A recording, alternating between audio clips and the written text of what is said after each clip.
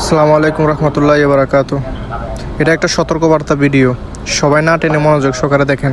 এই যে ভদ্রলোকটিকে দেখতে পাচ্ছেন, টি শার্ট পরা কালো, এই ভদ্রলোকটা আসলে কি আমি জানি না, আশা করি এটা আমাদের চৌদ্দগ্রাম থানারই হবে, কিন্তু কি আমি জানি না।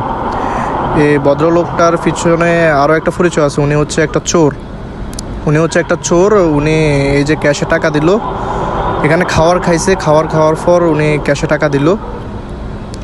টাকা দেওয়ার পর উনি, এই ভদ্রলোকটা মানে ওই চোরটা, ওর ব্যাগটা নিয়ে ফ্রিজের কাছে গেল। ফ্রিজের কাছে গিয়ে উনি কিছু একটা বের করলো ফ্রিজ থেকে। আমরা ভিডিওটা দেখি মনোযোগ দিয়ে, না টেনে। এই যে এখন দেখেন, উনি একটা ফোন নিয়ে নেবে এখান থেকে, চার্জ থেকে।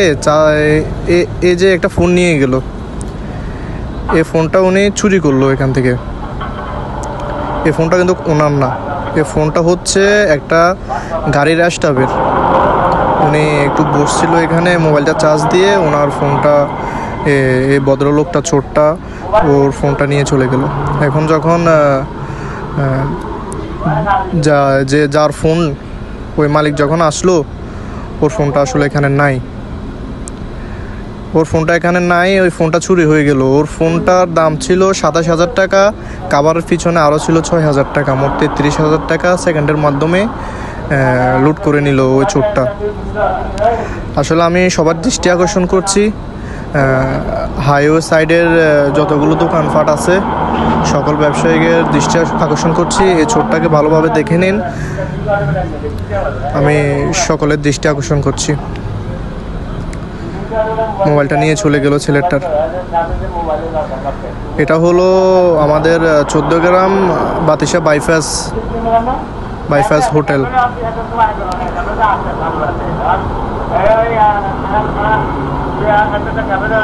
আসলে কিছুই করার নাই, সবার দৃষ্টি আকর্ষণ করছি, সবাই ভিডিওটা বেশি বেশি শেয়ার করেন। আর সকল ব্যবসায়ীদের দৃষ্টি আকর্ষণ করছি, সবাই মনোযোগ সহকারে ভিডিওটা দেখেন আর সবসময় সতর্ক থাকবেন। এসব চোর থেকে সবসময় সতর্ক থাকবেন আর একটু খেয়াল রাখবেন। আসলে ভাইটা এখন মোবাইলটা হারাই গেছে, ওর মনের কষ্টটা এখন কি বলবো, বলে প্রকাশ করা যাবে না। আসসালামু আলাইকুম।